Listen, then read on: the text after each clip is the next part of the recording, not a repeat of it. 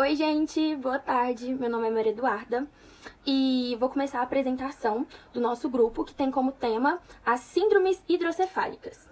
Bom, além de mim, no meu grupo tá a Fernanda, o Leander, a Letícia Labanca, a Letícia Machado, o José Miguel e o Vitor Campos.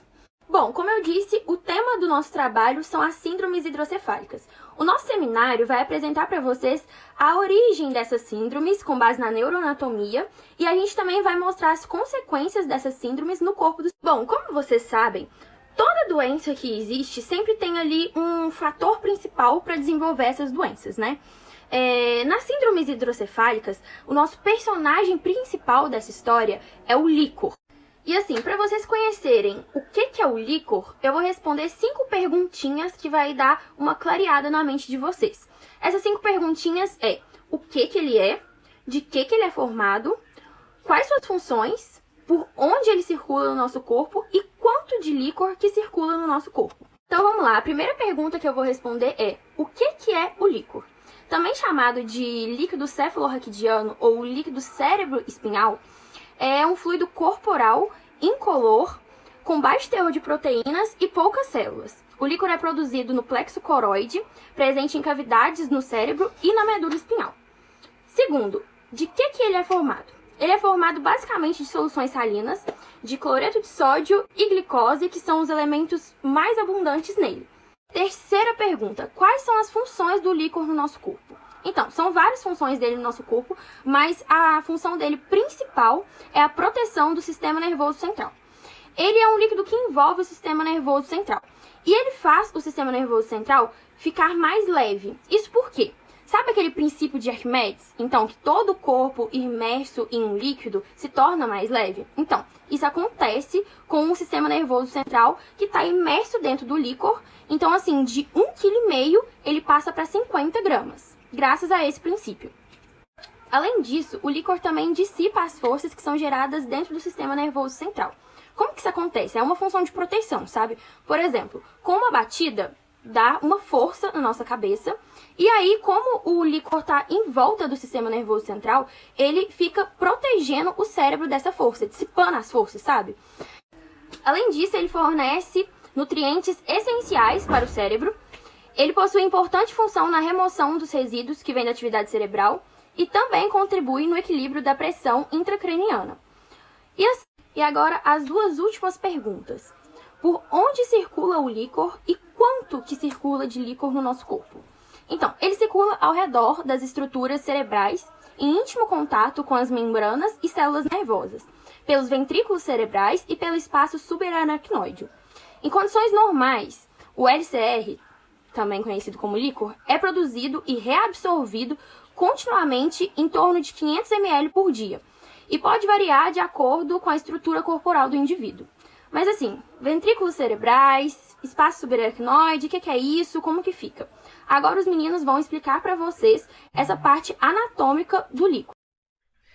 Bem, agora que a gente tem um conhecimento maior sobre qual que é a função do líquor no sistema nervoso e a gente tem a gente sabe um pouco de que ele é feito, da sua generalização em geral, a gente vai aprofundar bastante nos componentes anatômicos que permitem seu funcionamento.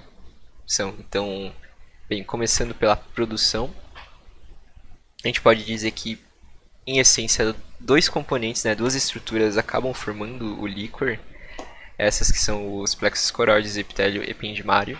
Os plexos coroides, assim, uma forma bem reduzida, são membranas que são formadas por as dobras de pia mater ali, vasos sanguíneos e células ependimárias. E um fato interessante é que antigamente acreditava-se que apenas essa estrutura, formava o líquor através da filtração do plasma. O que sabe-se hoje em dia, com estudos mais avançados, é que o epitélio ependimário, ou as células ependimárias, que inclusive são componentes do próprio plexus coroides, elas acabam secretando o líquor aparentemente por si só.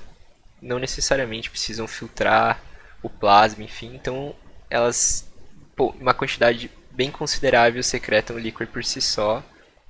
E, portanto, essas 2 estruturas acabam formando o líquor e armazenando nas cavidades ventriculares. Bem, a gente acaba escutando muito sobre as cavidades ventriculares, né, sobre os ventrículos, quando se fala sobre líquor, mas basicamente eles são um espaço de armazenamento, né? A produção fica em função dessas duas estruturas, mas elas são basicamente encontradas juntos às paredes dos ventrículos. Então, essas células, em geral, acabam produzindo o líquor nas paredes dos ventrículos e esse líquor acaba sendo armazenado nessas regiões ventriculares e elas vão ser passadas em seguida para o sistema nervoso. Agora que a gente olhou um pouco melhor entender um pouco melhor sobre como que o líquor é produzido, né? Eu gostaria de falar um pouco mais sobre esse espaço onde ele é armazenado e produzido, que é as regiões ventriculares. Bem, para isso eu vou utilizar aqui, eu tenho um esqueminha aqui para vocês darem a primeira visualizada, mas eu vou utilizar um programa para a gente poder ver a estrutura anatômica melhor dele e poder interagir um pouco com ela. Ok. Tendo o programa em mão, agora eu gostaria de que vocês visualizassem aqui essa região em azul, porque elas correspondem exatamente aos componentes ventriculares. Primeiramente, a gente vai ter aqui o primeiro ventrículo, primeiro e o segundo ventrículo, também conhecidos como ventrículos laterais. Se a gente puder excluir essa parte, beleza. Você consegue observar que são dois idênticos. E eles são essencialmente muito importantes por causa que eles são responsáveis pela maior produção de líquor no sistema nervoso. Então, são 4 ventrículos, os 4 produzem o líquor, porém, esses 2 ventrículos são os mais importantes porque eles produzem as maiores quantidades. Em seguida, aqui a gente tem o terceiro ventrículo, que é ligado pelo forame intraventricular. Ele também é uma região que produz e armazena, mas enfim, é menos que o primeiro e o segundo ventrículo. E em seguida aqui, passando o arqueduto cerebral, a gente chega ao quarto ventrículo, que novamente é um ventrículo muito importante, em função de que após ele, o líquor deixa de percorrer apenas o canal ventricular e passa a de fato seguir e realizar sua função de proteção pelo sistema nervoso, porque após o quarto ventrículo, o líquor passa para dentro do canal subaracnoide e preenche toda a extensão do sistema nervoso. Bem, eu peguei essa imagem aqui apenas para representar as duas possíveis rotas que o líquor pode percorrer após sair do quarto ventrículo pelas aberturas medianas. E basicamente a primeira, ou tanto faz a ordem, é ou a medula espinhal, em que o líquor vai percorrer através do espaço subaracnoide toda essa região até a ponta, e em seguida ele vai subir e vai chegar aqui na região superior do encéfalo. A segunda abertura, que fica aqui na altura do cerebelo, também vai fazer o mesmo percurso. No quesito de subir, ele vai preencher todo o encéfalo, vai ter uma abertura aqui, o líquor vai se infiltrar no espaço subaracnoide, ele vai preencher todo o encéfalo, e ele vai subir até aqui em cima, até a região superior, porque novamente ele vai ser absorvido, e a gente vai ver um pouco mais à frente o porquê que ele é absorvido exatamente nessa região. Boa tarde a todo mundo, meu nome é Vitor e eu vou falar um pouco sobre a absorção do líquor. É interessante mencionar que o encéfalo é revestido por 3 membranas, que são as meninges.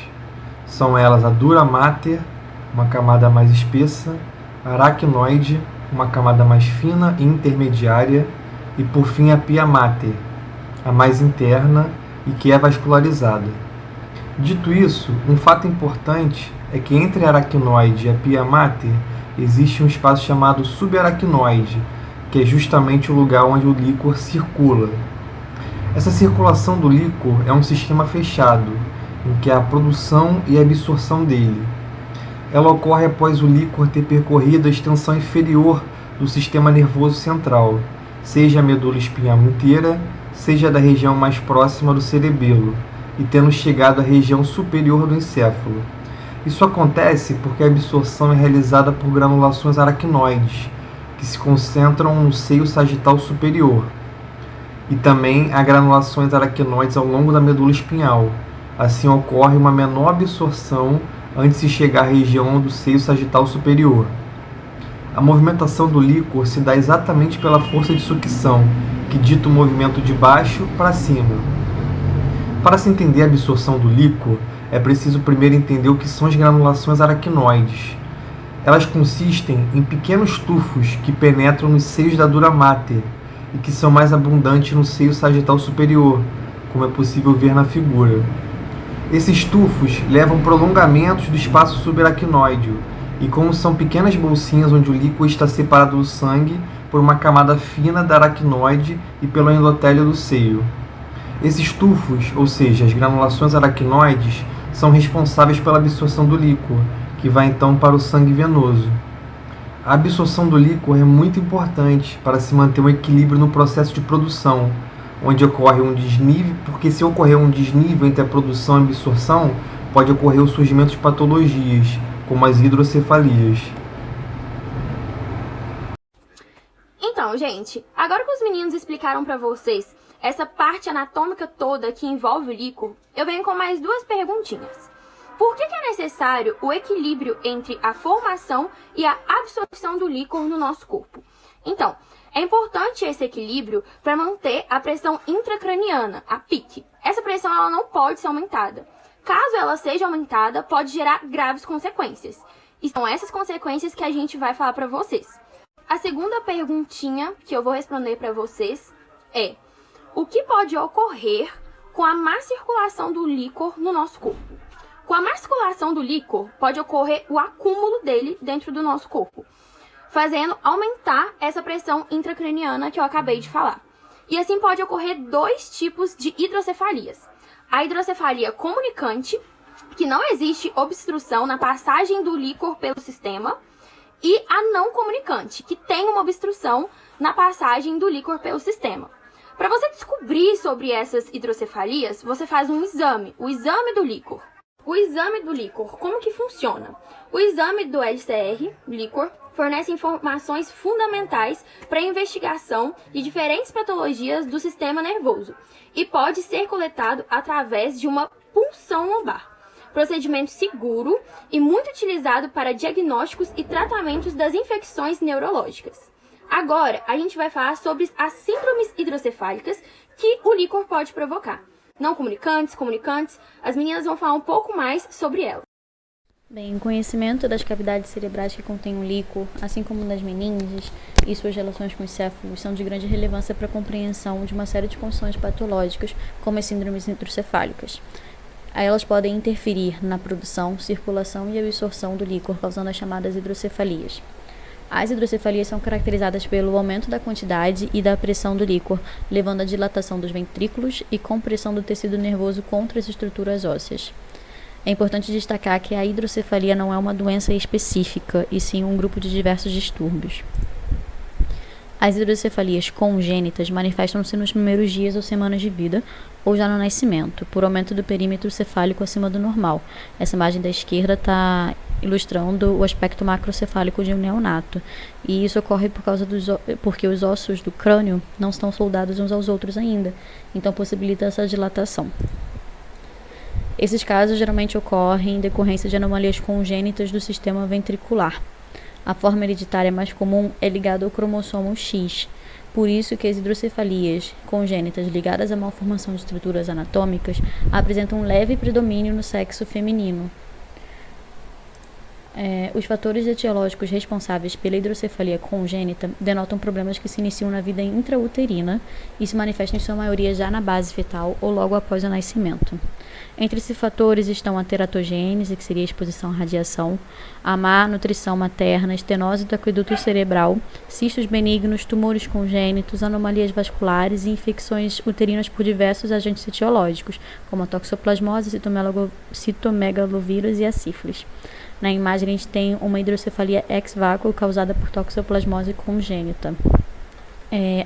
O toxoplasma gondii, ele gera necrose e esse tecido nervoso necrótico ele é reabsorvido, diminuindo o volume cerebral. Então, os ventrículos dilatam-se para preencher esse espaço vazio.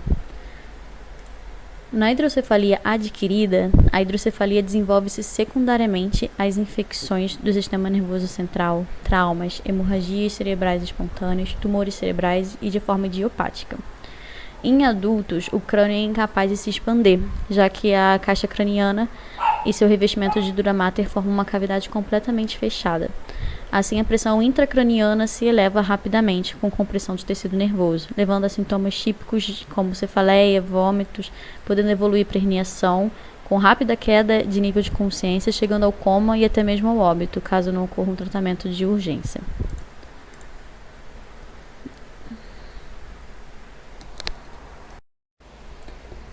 As hidrocefalias comunicantes resultam do aumento da produção ou deficiência da absorção do líquor, ou seja, a partir de um desequilíbrio entre a velocidade da produção do líquor e a capacidade de sua absorção. Tem como possíveis causas processos patológicos dos plexos corioides, dos seios da dura mater e das granulações aracnoides, como a gente viu anteriormente, eles são responsáveis pela produção do líquor, hemorragias ou sangramento intracranianos, traumatismos cranianos, infecções como meningite, sífilis, rubéola, toxoplasmose e de forma idiopática, que é surgida espontaneamente ou de causa desconhecida. Na imagem a gente tem uma hidrocefalia comunicante causada por meningioma no cerebelo, que está identificado por uma seta amarela. Já as hidrocefalias não comunicantes, elas são mais frequentes e resultam de obstruções no trajeto do líquor, o que pode ocorrer em diversos locais. Acompanhando aqui a imagem, a gente pode ter, por exemplo, uma obstrução no forame interventricular, que provocaria uma dilatação do ventrículo lateral correspondente, no aqueduto cerebral, que provocaria uma dilatação no terceiro ventrículo e dos ventrículos laterais, contrastando com o quarto ventrículo, que permaneceria em dimensões normais, e das aberturas medianas e laterais do quarto ventrículo, que provocaria uma dilatação de todo o sistema ventricular, assim como também a incisura da tenda, que impediria a passagem do líquor do compartimento infratentorial para o supratentorial, provocando também a dilatação de todo o sistema ventricular. Oi, boa tarde, meu nome é Letícia e hoje eu vou falar um pouco sobre os sintomas causados em crianças. Um dos fatores que a gente pode ressaltar é a irritabilidade, sonolência excessiva, apneias ou paradas respiratórias, alteração do formato do crânio, dificuldade para andar, desequilíbrio, atraso no desenvolvimento psicomotor, força nadela dilatada e estrabismo. Eu vou trazer um pouco da anatomia em relação a esses sintomas e o que ocorre dentro do cérebro dessas crianças para isso acontecer. Uma parte importante de se falar são as paradas respiratórias. As paradas respiratórias, na verdade, o crânio mal formado, ele pressiona o cérebro e com isso a coluna também é pressionada e a caixa torácica, ela sofre uma pressão maior. Então, a criança ela fica mais sensível a ter paradas respiratórias por conta do acúmulo de líquido na coluna. Ela acaba sendo mais pressionada a isso. A alteração do formato do crânio é por conta dos ventrículos dilatados, então as crianças, elas, com esse acúmulo de líquido, também ocorre em adultos. O crânio ele fica, mas não com a mesma tensão, o crânio ele fica maior e a parte da moleira ela fica mais ainda visível e é mais difícil ainda de fechar, né? Porque normalmente as crianças com 6 anos elas possuem a moleira fechada, quando totalmente fecha, e essas crianças, elas com as síndromes hidrocefálicas, elas sofrem com isso. Dificuldade para andar, como eu havia dito, existe uma pressão interna na coluna e isso dificulta essas crianças a andarem. Um fato interessante sobre essa dificuldade de andar, é que a gente também pode atrelar a espinha bífida. Na espinha bífida também ocorre o acúmulo de líquidos nessa área e essas crianças elas ficam mais sensíveis a ocorrer a hidrocefalia por conta da alteração na coluna, na medula espinhal. Enfim. Agora a gente vai falar um pouco sobre os sintomas das pessoas mais velhas, que são dor de cabeça, vômito, dificuldade para enxergar e sonolência. Eu vou falar um pouco sobre os vômitos. Na verdade, o vômito ele é causado porque dentro do crânio acontece uma pressão e o tecido cerebral fica inchado. E a pressão que ocorre nesse encéfalo, ele estica. E aí a pessoa ela fica mais sensível a ter enjoos e vomitar e tal. A dificuldade para enxergar, na verdade, acontece porque com a dilatação dos ventrículos, o nervo óptico ele acaba sendo prejudicado e a pressão intraocular ela se eleva, porque não ocorre o mesmo fluxo que ocorreria se não houvesse essa dilatação dos ventrículos. A dor de cabeça, na verdade, como eu havia dito ali no vômito, é a pressão intracraniana, pelo menos dos vesículos e os espaços subaracnídeos. Na verdade, eu queria trazer também uma curiosidade, que também pode ocorrer a hidrocefalia em pessoas mais velhas por conta de doenças infecciosas e Eu vou trazer um caso aqui específico, o caso da meningite, por conta de uma inflamação que ocorre no cérebro. Essas pessoas ficam mais sensíveis ao acúmulo de líquidos e acabam causando alteração mesmo, porque os tecidos do cérebro, eles ficam mais sensíveis a isso. Outra parte a ser destacada é o diagnóstico e tratamento. A parte de etiologia, que funciona para medidas preventivas e achar uma melhor forma de tratamento. O diagnóstico de hidrocefalia, é bom ressaltar isso, porque é achado num sistema tomográfico de sistema ventricular, que é ventriculomegalia, que pode ser definida através do índice de Eiffel, que é uma medida, como vocês vão ver no slide, a medida do crânio. Como eu havia dito sobre a dificuldade de enxergar, eles também buscam, através do exame da papiledema, o exame de fundo de olho. Eles conseguem descobrir através desse exame. A partir de um sintoma, você acaba podendo descobrir se você realmente tem hidrocefalia, através desse exame que acontece em nervo óptico, né? Enfim, por causa de um prolongamento. Um outro fato curioso sobre isso é a pressão normal, que ocorre em pessoas mais velhas, que podem causar demência, distúrbio de marcha, incontinência urinária e aumento dos ventrículos. Isso ocorre em 6% das demências diagnosticadas, normalmente em pessoas mais velhas, acima de 70 anos. E é um problema de absorção do licor nas granulações aracnoides. E o desenvolvimento dos sinais e sintomas clínicos não é muito conhecido. Então, esse problema da hidrocefalia só é reconhecido através de tomografia. Essa foi a minha parte. Espero que... E é isso. Então, para finalizar o nosso seminário, a hidrocefalia destaca como patologias neurológicas, entre as patologias neurológicas e com implicações cirúrgicas, clínicas e sociais, e ela possui uma diversa etiologia. Além disso, muitas pessoas, apesar dos avanços tecnológicos, muitas pessoas vão a óbito por conta da hidrocefalia e pode atingir qualquer faixa etária, porém é mais comum entre idosos e crianças.